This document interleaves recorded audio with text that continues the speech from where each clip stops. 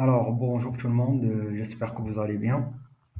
Alors aujourd'hui, je vais partager avec vous un problème très récurrent que j'ai moi-même affronté récemment et j'ai cherché vraiment partout, mais même si vous trouvez des réponses, vraiment c'est un peu compliqué. Donc là, je suis venu pour faciliter les tâches.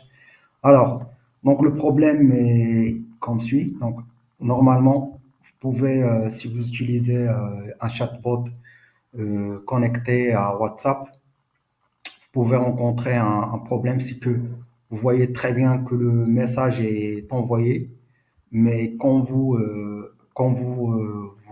consultez le- la messagerie du récepteur, alors donc vous voyez que rien n'a été envoyé. Donc, par exemple, ici, j'ai une simple nous de WhatsApp. Donc, je vais envoyer un message et vous allez voir que c'était envoyé avec succès, comme vous voyez ici. Mais quand je consulte la messagerie, je vois que je n'ai rien reçu. Alors, donc pour connaître la nature de ce problème, normalement, si vous vous basez seulement sur ce que vous avez ici, donc vous n'allez rien comprendre. Mais normalement, si vous souhaitez comprendre le problème, il faut passer par un webhook parce que sur le webhook, on pourra voir toutes les informations par rapport à la réception ou l'envoi du message WhatsApp. Donc là, ce qu'on va faire, c'est qu'on a ce workflow. Donc ce workflow, il va nous permettre premièrement de connecter notre webhook WhatsApp. Donc ce qu'on va faire, euh, c'est ce que je vais vous montrer là. Donc je vais, après la création de notre application WhatsApp, bien sûr, donc ce qu'on va faire, on va venir directement sur la configuration. Après, on va coller notre test webhook et euh, aussi on va utiliser le path. Donc ça, vous pouvez taper ce que vous voulez, un 2 3 4 ou tout ce que vous voulez. Donc c'est pas vraiment grave. Alors donc là, on va taper notre token qu'on a créé nous-mêmes. Après, on va lancer notre workflow. Donc, une fois lancé, on va activer notre webhook. Donc, on va mettre vérifier et enregistrer et attendre jusqu'à ce que ça soit enregistré. Donc là, on est bon, comme vous voyez. Si je glisse sur WhatsApp account, je vois que tout est bon par rapport au webhook. Donc là, ce que je vais faire, je vais activer la messagerie. Voilà, donc la messagerie, elle est bien activée. Et pour connaître l'erreur, je vais activer une autre fois mon fameux automatisation pour connaître l'erreur et je vais envoyer un message comme ça. Donc voilà, donc là, vous voyez que le message il est bien envoyé. Donc notre webhook activé, il a bien reçu le message, mais il va nous donner plus de détails par rapport à l'erreur. Parce que comme je vous ai dit, normalement là, vous avez le message, il est bien envoyé, mais moi, je ne reçois rien. Donc voilà, donc quand je viens ici sur le webhook, comme vous voyez ici, j'ai plein d'informations. Et on reste toujours sur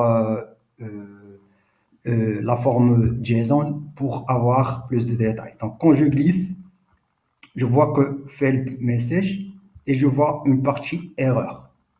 Voilà. Donc si je clique sur erreur, sur sur erreur et après je clique aussi encore une fois, je vais avoir un code d'erreur. Donc ce code d'erreur, il va me montrer pourquoi le message n'a pas été envoyé. Donc je copie l'erreur et je vais aller sur les liens où il y a les codes d'erreur. Donc normalement je vais supprimer parce que là j'étais en train de voir mon erreur.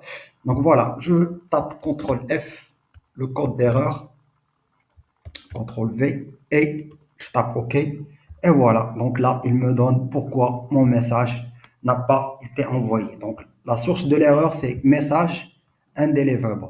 Ça veut dire que le message il n'a pas été envoyé. Et voilà les raisons.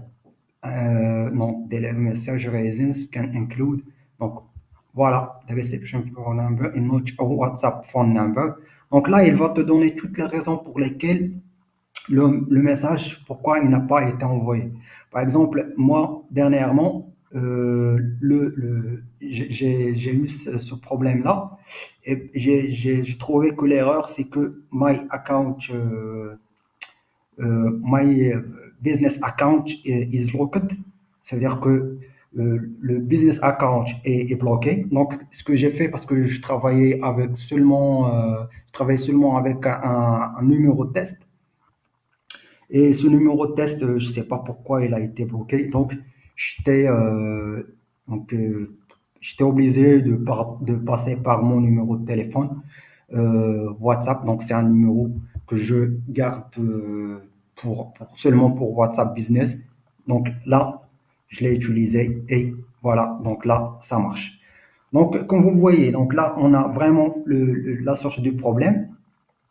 Donc, la source réelle du problème, en fait, moi, ce que j'ai fait, c'est que j'ai retranché un numéro sur la partie récepteur du message. Mais si je rajoute le numéro que j'ai retranché là, je vais activer mon webhook pour voir est-ce que ça va s'envoyer ou pas.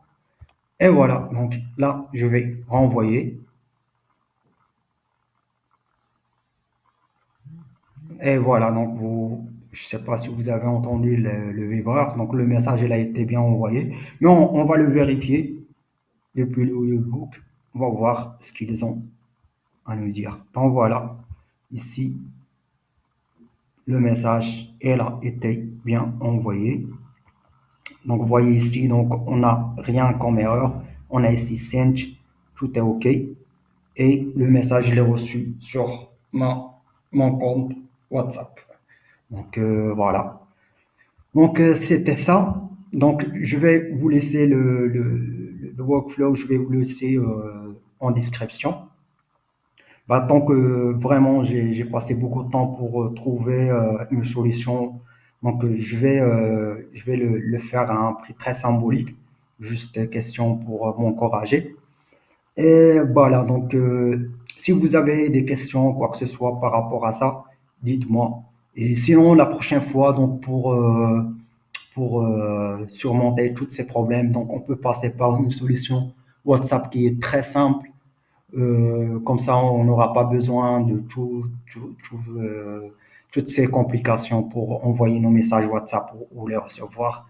Donc, on va passer par Evolution API, si vous le connaissez. Mais sinon, si vous voulez vraiment que je poste cette vidéo, dites-moi ça en commentaire. Et je vous souhaite bon courage et à la prochaine vidéo.